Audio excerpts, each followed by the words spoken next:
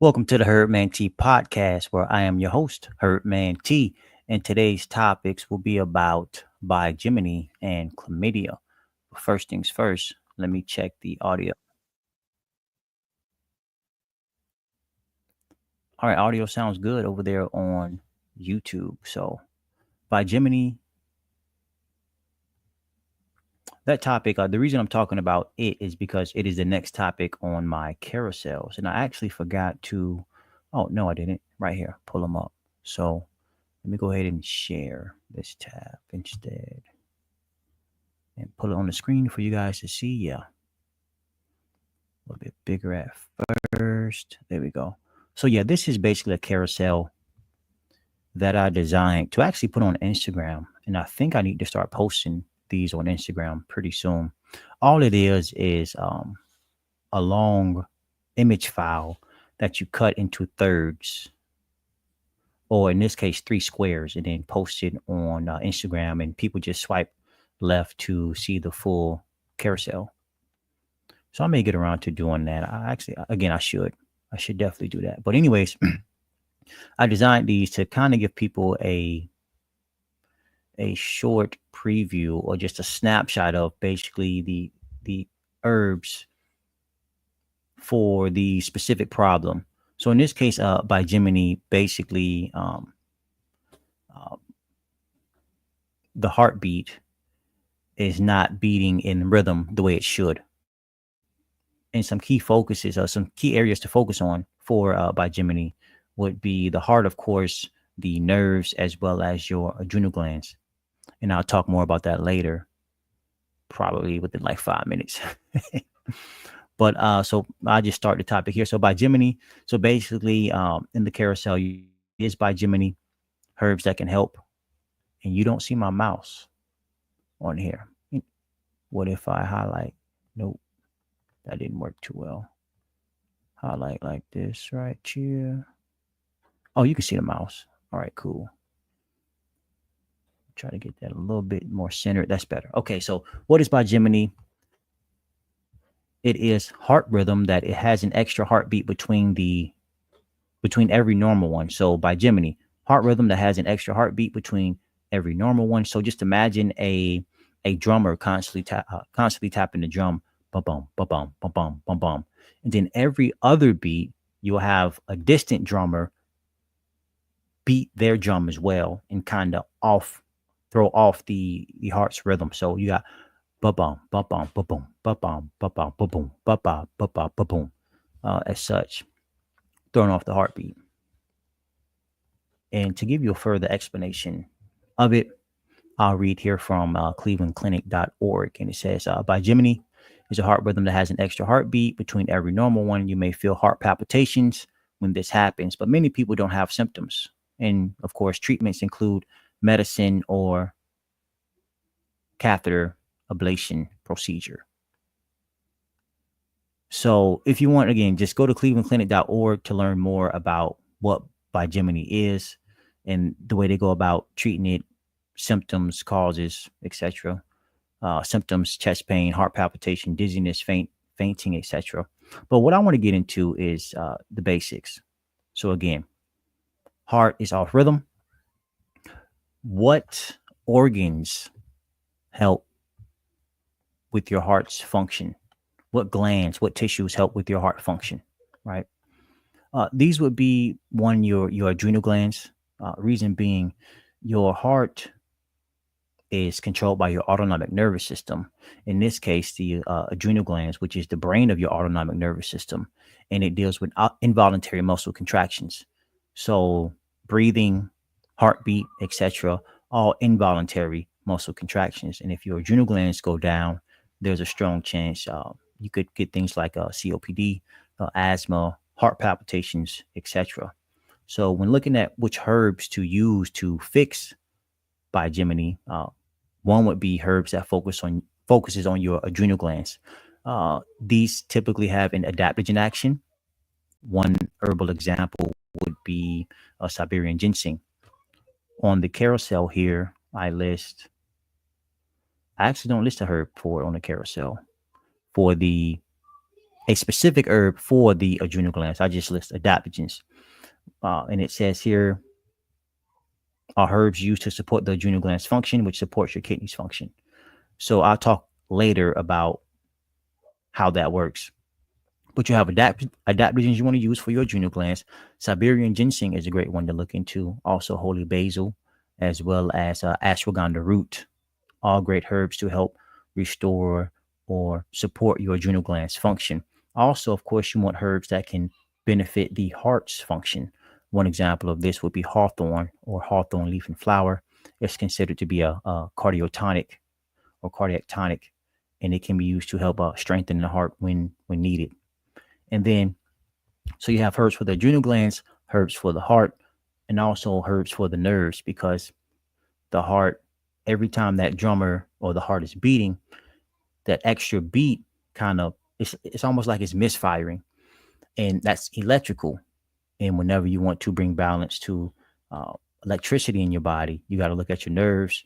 In this case, you want to look at something, herbs that have a nervine action, like skullcap or St. John's wort, and specifically a nervine trophorostorative. So if the nerves are overactive, they can settle them down. If the nerves are underactive, they can lift their spirits.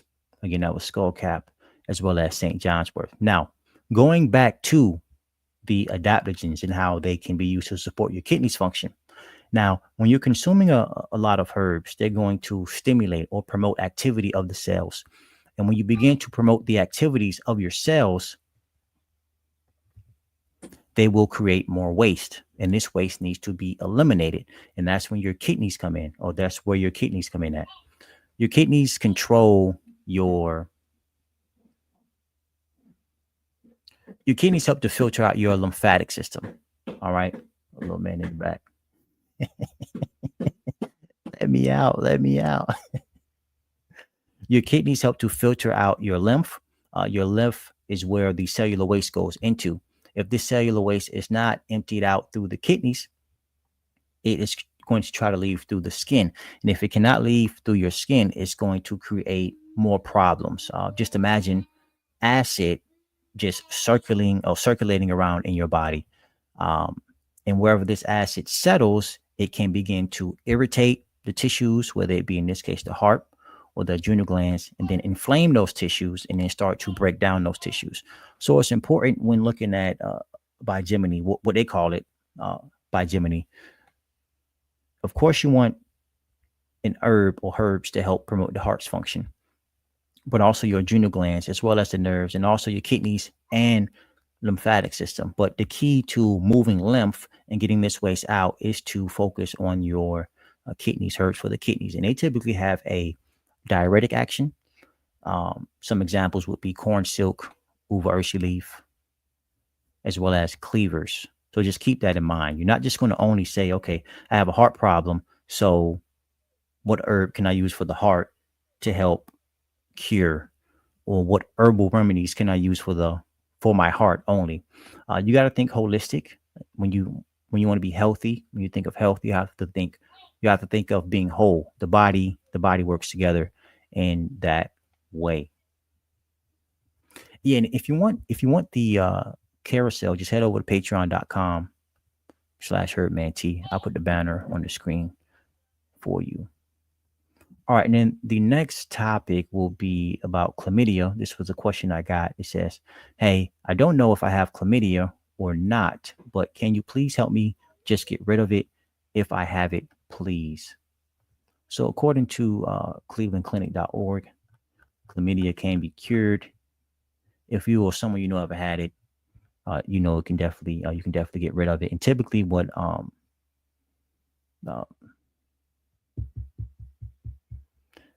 mainstream medical authoritative mainstream, so I'm trying to think of the right words, but mainstream, they just give you antibiotics to help get rid of it, and it'll be gone in a week or two.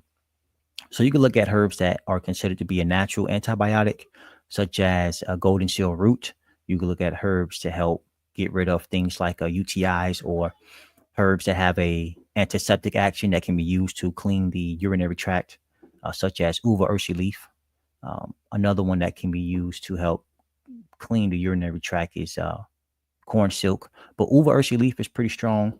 Juniper berries is another good one you can consider using uh, in trying to get rid of chlamydia naturally. But I would definitely lean towards uva ursi leaf and golden seal root. These are strong herbs. If you take them for too long or excess dosage, you could do yourself more harm than good. So definitely, uh, talk to an herbalist or work one on one with somebody, or just do some heavy research to make sure you don't harm yourself when using these herbs. But also too, I mean, with anything, uh, the infection, waste, the way the body works is that whenever you are infected, it wants to push this infection or unwanted substance into your lymphatic system. And if your lymphatic system isn't working properly, it isn't flowing well due to weak adrenals, weak kidneys, poor skin function, poor glandular function, it's going to cause you to have the infection longer. Or if you take